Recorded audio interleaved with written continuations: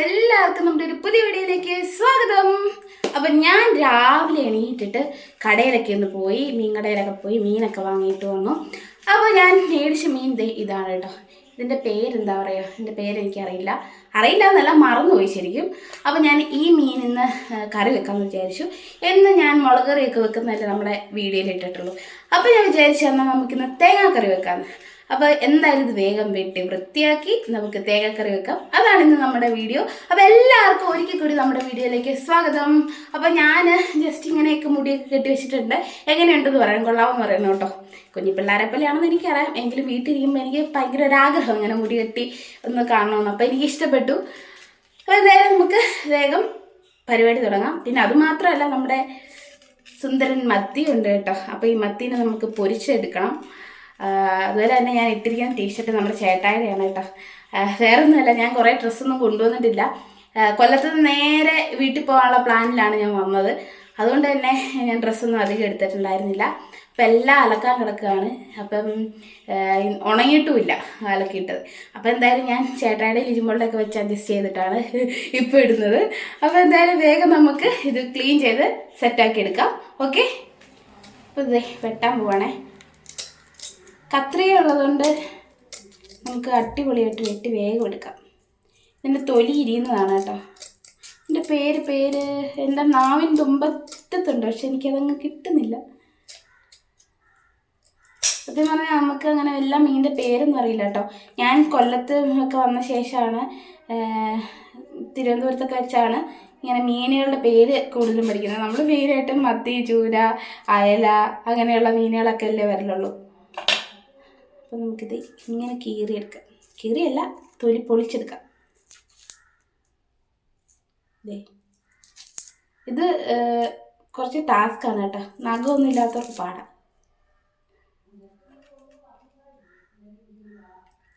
അയ്യോ,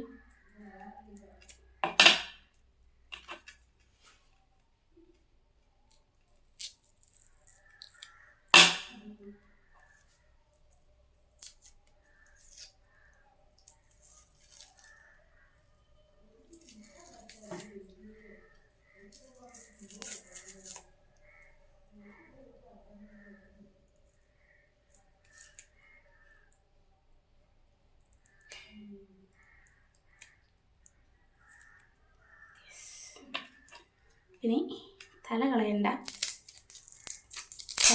വെച്ചാൽ അതിൻ്റെ അത് ഉള്ളിലെല്ലാം വൃത്തിയാക്കണം കേട്ടോ.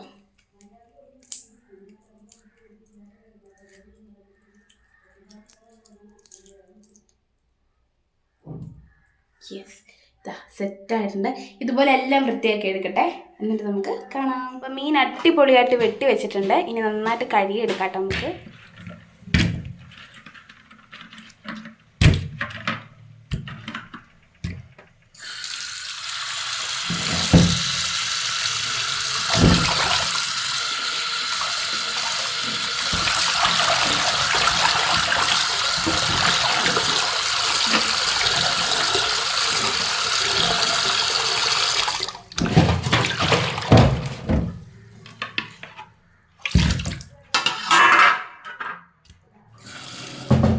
നമ്മളിത് പീസാക്കി എടുക്കണം കേട്ടോ. അപ്പം ഇത് 2 പീസാക്കി എടുക്കണം.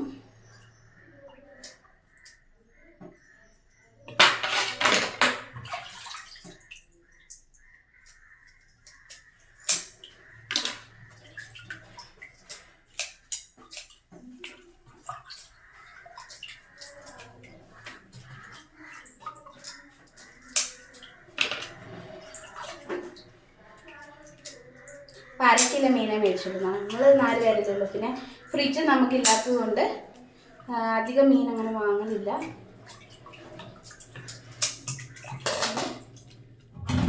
എന്താണ് നമ്മുടെ കഴിക്കുന്നത്.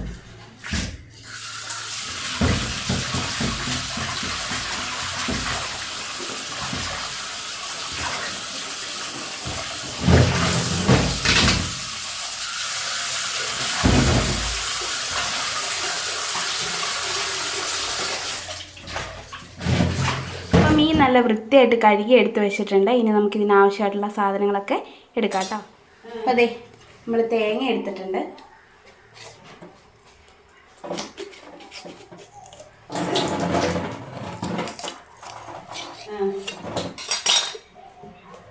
അപ്പോൾ ഇതേ ഞാൻ തേങ്ങ സെറ്റാക്കി എടുത്തിട്ടുണ്ട്.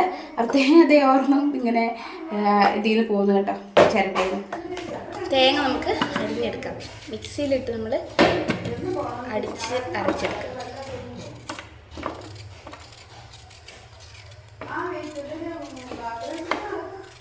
കറിക്ക് അരയ്ക്കാനുള്ള തേങ്ങ എടുത്തിട്ടുണ്ട്, 4-5 ഉള്ളി എടുത്തിട്ടുണ്ട്, ചെറിയ ഇഞ്ചി, അതുപോലെ മുളക് പൊടി, മല്ലിപ്പൊടി, കുറച്ച് മഞ്ഞൾപ്പൊടി. അപ്പോൾ ഇതെല്ലാം കൂടെ നമുക്ക് മിക്സിയിലിട്ട് അരയ്ക്കാം.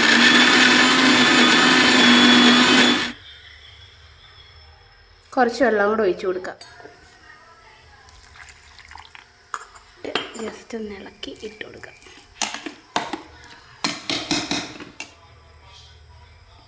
അടിപൊളിയായിട്ട് അരഞ്ഞു വന്നിട്ടുണ്ട്. ഇനി നമുക്ക് ബാക്കി കാര്യങ്ങൾ കാണാം. അങ്ങനെ നമ്മൾ അരപ്പൊക്കെ അരച്ച് വെച്ചു. ഇനി അടുത്തത് മീൻകറിക്ക് വേണ്ടിയിട്ടുള്ള സാധനങ്ങൾ എടുക്കുകയാണ്.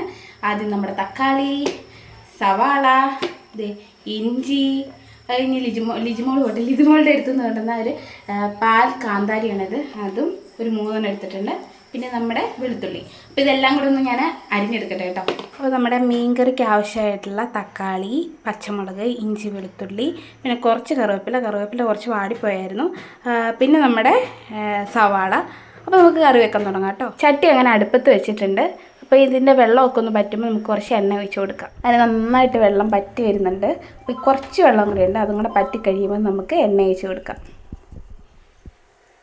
ഇനി നമുക്ക് എണ്ണ ഒഴിച്ച് കൊടുക്കാം.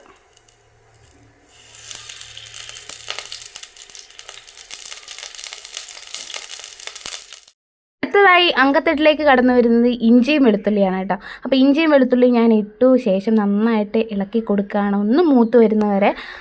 അത് കഴിഞ്ഞിട്ട് നമുക്ക് ബാക്കിയുള്ള സാധനങ്ങളൊക്കെ ചേർക്കാൻ കേട്ടോ. ഇനി നമ്മൾ ഇടാൻ പോകുന്നത് സവാളയാണ്. അപ്പോൾ സവാള ചെറുതായിട്ട് ഞാൻ അരിഞ്ഞു വെച്ച്, ചെറുതായിട്ടുള്ള സ്ലൈസായിട്ട് അരിഞ്ഞു വെച്ചിട്ടുണ്ട്.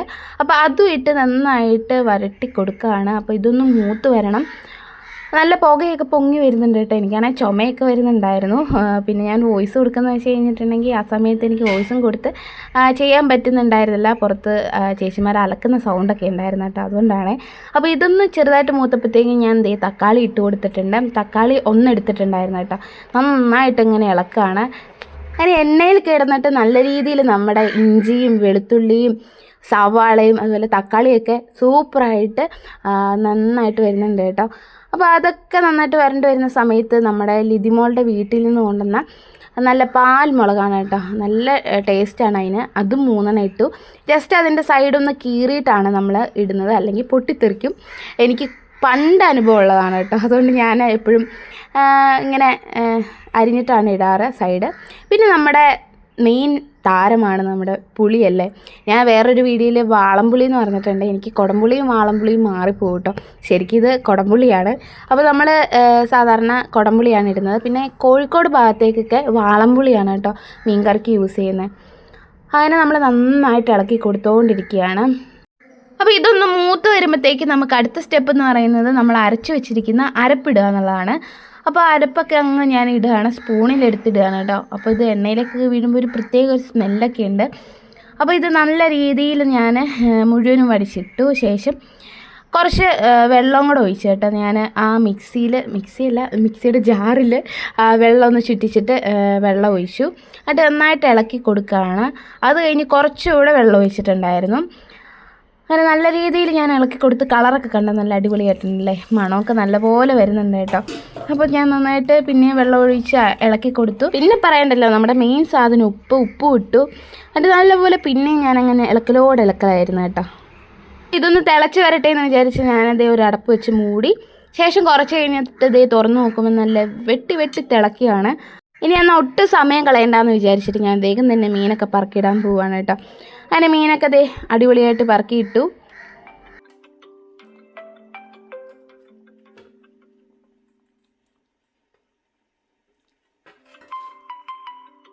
അങ്ങനെ നമ്മുടെ മീൻകറി അടിപൊളിയായിട്ട് സെറ്റായിട്ട് വന്നിട്ടുണ്ട്. അപ്പോൾ കുറച്ചുകൂടെ കറിവേപ്പിലയൊക്കെ ഇട്ട് ഞാൻ ദേ വാങ്ങി വെക്കാൻ പോകണം. ഇത്രയേ ഉള്ളൂ നമ്മുടെ മീൻകറി. അടിപൊളിയായിരുന്നു കേട്ടോ.